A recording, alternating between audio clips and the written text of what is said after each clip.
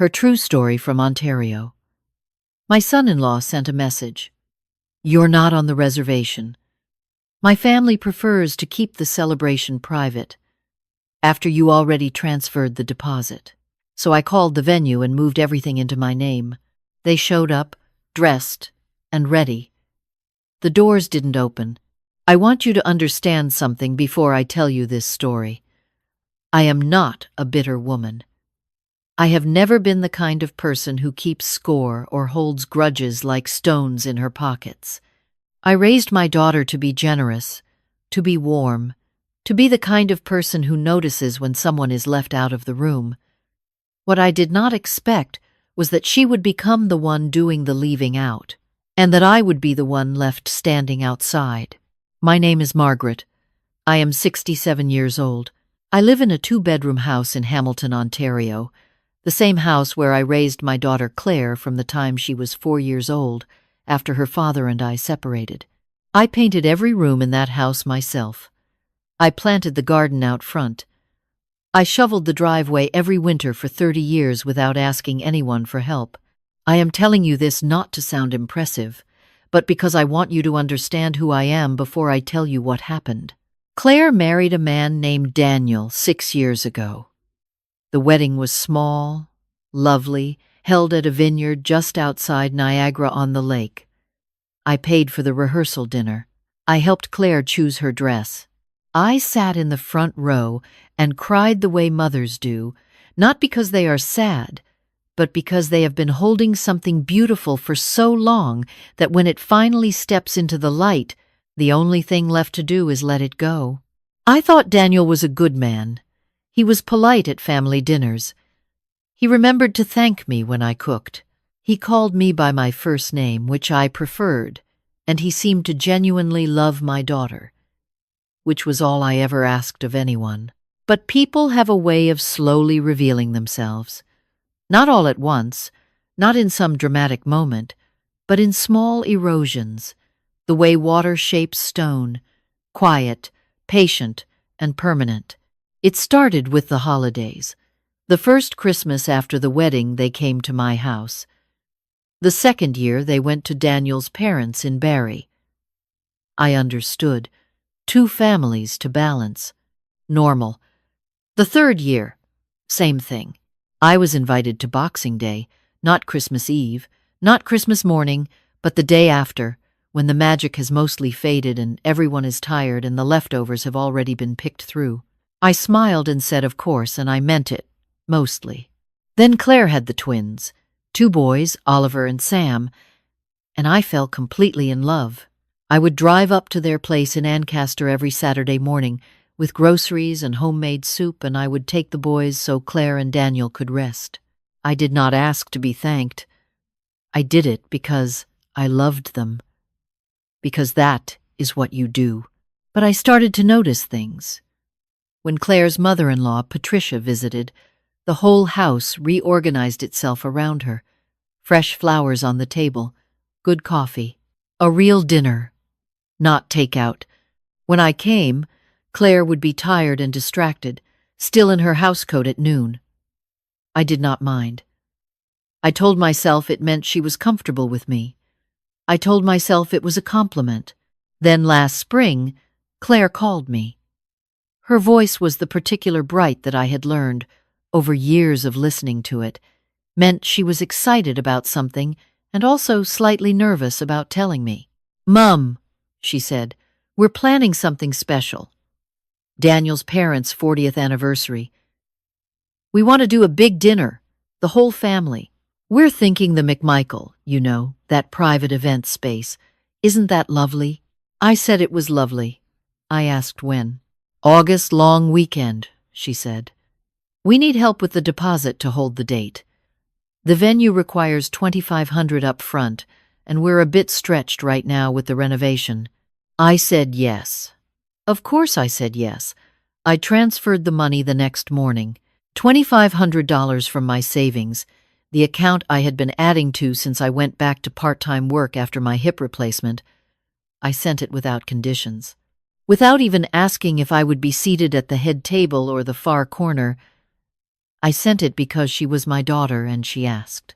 What I did not know was that the invitation list had already been finalized, and my name was not on it. I found out the way you always find out the things people don't intend for you to know. Not from Claire, not from a conversation, from a photograph. Patricia, Daniel's mother, has a daughter-in-law named Heather who posts everything on social media. Every dinner, every drive, every coffee. 6 weeks after I transferred that deposit, Heather posted a photo of a printed seating chart laid out on a kitchen table with the caption, "Getting so excited for the big celebration. The boys did so good with this." I almost kept scrolling, but something made me stop. I zoomed in. 8 tables. 42 names. I read every single one. Mine was not there. I set my phone down on the kitchen counter and stood very still for a moment. The kettle was boiling. Outside, a cardinal was making noise in the birch tree. I turned off the burner. I picked up my phone again and looked one more time, slowly, name by name. 42 people. Daniel's aunts and uncles I had never met. Neighbors from Barrie I had heard mentioned once. Heather's entire side of the family, the twins' daycare provider. Not me. I had funded the deposit for a party I was not invited to attend. That evening, Claire called. Casual, warm, the way she calls when she wants something to feel normal. "Hi, Mum. Just checking in. Did you see the boys this week? Oliver said something about wanting to go to the science center with you." I let her talk for a moment. Then I asked quietly, the way you ask questions when you already know the answer and you're really just giving someone a chance to tell you the truth themselves. "Tell me about the anniversary dinner," I said. "I'd love to know what to wear." A pause. Brief. But I have known my daughter's pauses since she was 3 years old. "Oh," she said. "Right. So, the thing is, it's really Daniel's family event. You know how Patricia is. She wanted to keep it very curated. Her words, not mine. It's mostly his side. Old family friends, people who've known them for decades. It would just be, I don't know, a bit awkward." "Awkward," I said. "You know what I mean, Mum. You'd be sitting there not knowing anyone. It would feel uncomfortable for you." I noticed she did not say it would be uncomfortable for her. She said it would be uncomfortable for me, as if she were doing me a kindness by leaving me out. "I understand," I said. I said good night. I hung up.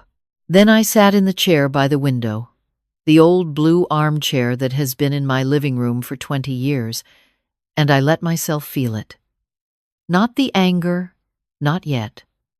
Something quieter than anger. Something closer to the feeling you get when you realize you have been reading a situation wrong for years, and the correction comes all at once. I thought about the $2,500. I thought about the Saturdays I drove to Ancaster. I thought about the Christmas mornings I spent alone so they could have their traditions, the Boxing Day leftovers I ate with gratitude, the way I had slowly made myself smaller and smaller so there would be more room for everyone else.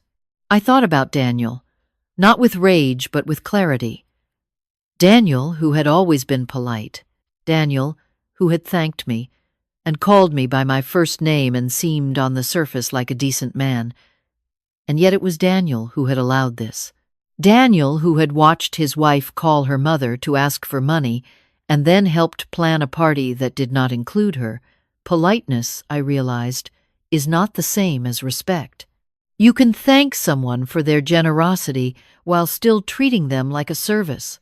I did not sleep well that night, but I did not cry either. I got up at 2 a.m, made myself a cup of chamomile, and sat at my kitchen table with a notepad. I wrote down the name of the venue. I wrote down the deposit amount. I wrote down my own name at the top of the page, underlined it twice, and asked myself one question. Whose name is on the receipt? Mine. I waited 3 days. Not because I was uncertain, but because I wanted to be sure I was acting from clarity and not from hurt. Those are different things, and they lead to different outcomes. Hurt makes you reactive. Clarity makes you precise. On the fourth morning, I called the venue. A woman named Sandra answered. I gave her my name, my confirmation number, and explained that I needed to discuss the booking. Of course, Miss Margaret, she said. You're listed as the account holder and the primary contact. That's right, I said. I'd like to make some changes. Sandra was professional and kind. By the end of the call, the original reservation had been canceled, the deposit had been released back to my account as venue credit, and a new booking had been made. Same long weekend. Different guest list. I hung up. I poured myself a second cup of tea. I opened a new document on my laptop and began to write names. Dorothy, my neighbor, 72 years old, retired schoolteacher, widowed 3 years ago. She once told me she hadn't been to a sit-down dinner with more than one other person since her husband's funeral. Ruth, from my Wednesday walking group, 64, whose children had moved to Calgary and Vancouver and called it Christmas if she was lucky. Sylvie, who I had known since we both worked at the same insurance office in the 90s, who had raised her granddaughter alone after her own daughter's struggles, and who I was quite sure had never once done something purely for herself. Evelyn, who lived in the apartment above the coffee shop on King Street and grew the most extraordinary balcony garden I had ever seen, and who I had always meant to know better.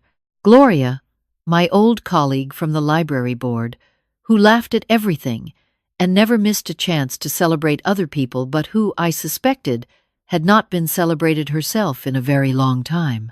5 names, 5 women, 5 people who would not have to wonder if they were truly wanted, because I would make sure they knew they were. I made the calls that afternoon. Each one went the same way. Hesitant hello. Then, when I explained what I was proposing, a long silence, the kind of silence that happens when someone has been waiting to hear something for so long they almost don't trust it when it arrives. You want to take me to dinner? Dorothy said. More than dinner, I told her. A weekend, Niagara-on-the-Lake, good wine, good food, a room with a view of the garden, the whole thing. Margaret, she said quietly. Why? Because you matter, I told her. And because I have credit at a very nice venue, and I can't think of 6 better people to spend it with. The weekend came in August, warm and golden the way Ontario summers sometimes are, briefly and completely, as if the whole season has been saving itself for one perfect stretch of days. I drove down with Dorothy. The others came in 2s and 3s. We arrived at the venue, a restored heritage property with a wraparound porch and gardens that smelled like roses and cut grass, and I watched the women walk through the front door, and I felt something I had not felt in quite some time. Not relief, not satisfaction, but rightness. The particular feeling of being exactly where you are supposed to be, with exactly the right people. We had a room with long windows and soft candlelight. We ate a 4-course meal. We drank a Niagara Riesling that Sylvie said was the best thing she had tasted since 1987. Dorothy told a story about a school trip gone wrong that had us crying with laughter. Evelyn brought a small cutting from her balcony garden, wrapped in damp cloth, a gift for each of us to take home and plant. At the end of the meal, I placed a photograph in the center of the table. It was a picture of my parents on their 50th anniversary, the 2 of them at a kitchen table in Sudbury, my mother laughing at something my father had just said, both of them completely unaware the photo was being taken. I had been looking at that photograph for 30 years, and I had never stopped loving it. I had planned to spend this weekend differently, I said to the women around the table. I had planned to sit in a room full of people I didn't know, eating food I had paid for, being grateful for the invitation. I paused. I'm very glad that's not what happened. Gloria raised her glass. To being redirected, she said. We all drank to that. The message from Claire came on the Tuesday after we returned. I was in my garden, deadheading the roses, when my phone buzzed on the porch railing. I could see her name from across the yard. I finished the stem I was working on. Then I walked over and read it. Hey, Mom. Hope you had a good weekend. So listen, things got a little complicated with the dinner on Saturday. Some kind of mix-up with the booking. Apparently someone called and canceled our reservation. The whole thing fell apart. We had to scramble and do something last minute at Daniel's parents' place. It was fine, but obviously not what we'd planned. I'm still trying to figure out what happened with the venue. Can you call me when you have a chance? I read it twice. I noted several things.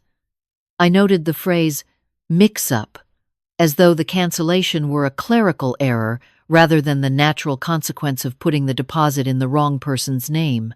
I noted that she mentioned the dinner had been salvaged, that it had been fine, as if she expected me to feel relieved on her behalf. I noted that she did not ask how my weekend had been.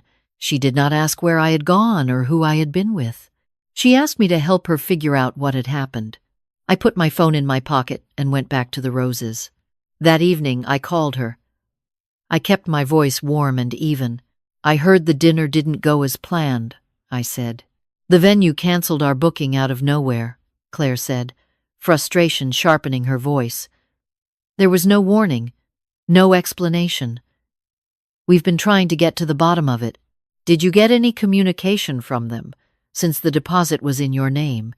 I did, I said. A pause. What did they say? They confirmed the cancellation, I said. And they confirmed the credit was returned to my account. Another pause. Longer this time. Mum. Her voice shifted. Did you cancel the booking? I did, I said. The silence that followed was different from all the other silences. It had weight to it, the weight of something that has been avoided for a long time suddenly taking up all the space in the room. Why? She finally said.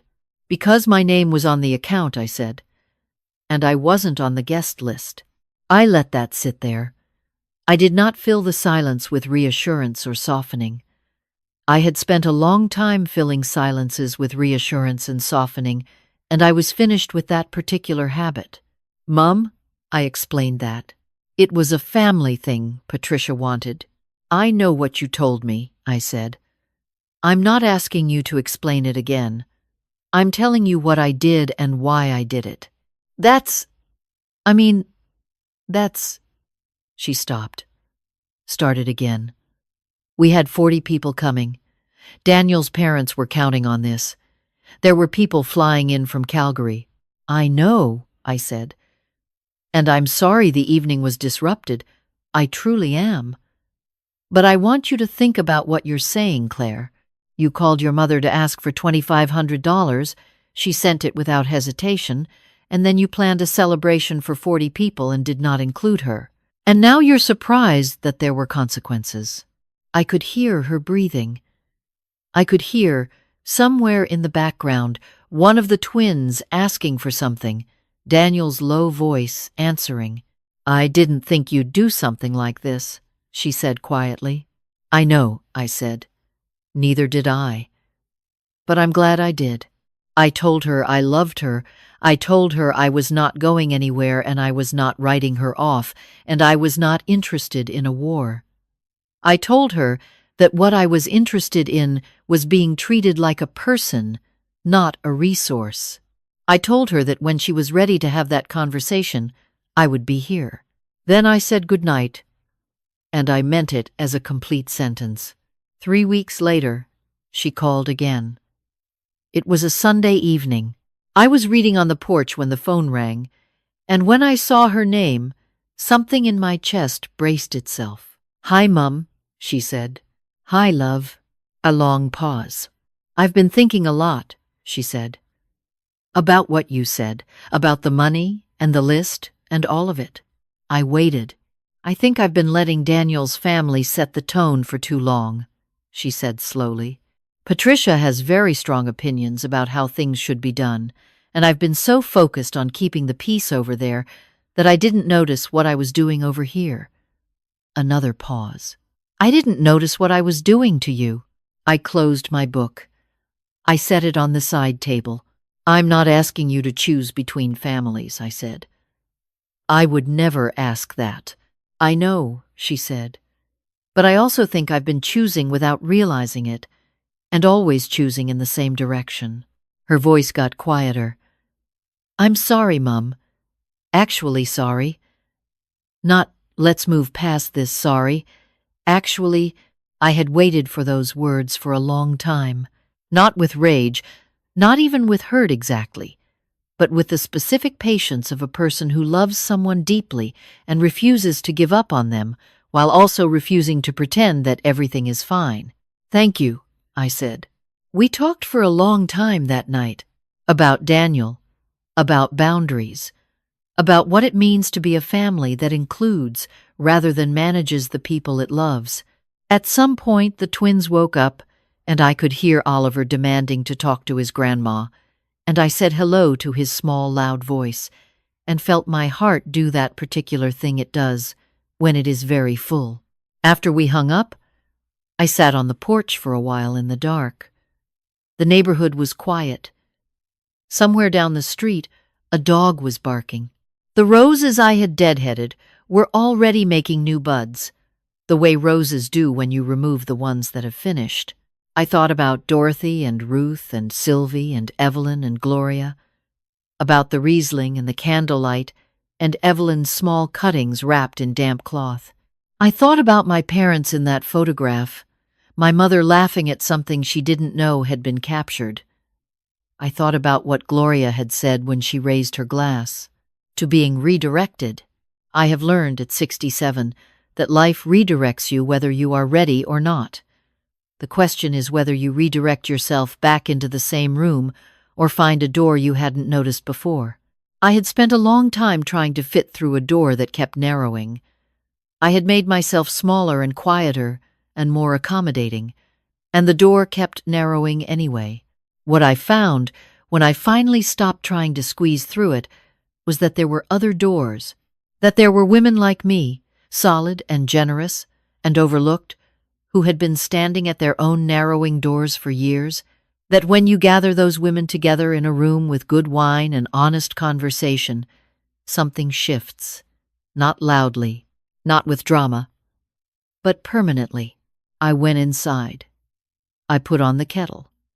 I took out my notepad and wrote at the top of a fresh page, "Next year," and underneath it I wrote 6 names. If any part of this story has ever lived in your own chest, if you have ever given more than you should and been thanked less than you deserved, if you have ever been removed from a room you helped to build, then you belong here. This is Inner Tales, where ordinary women tell extraordinary truths, where the stories that get swallowed at dinner tables finally get to be spoken aloud. Subscribe if you believe that being overlooked is never the last word. It is only ever the beginning.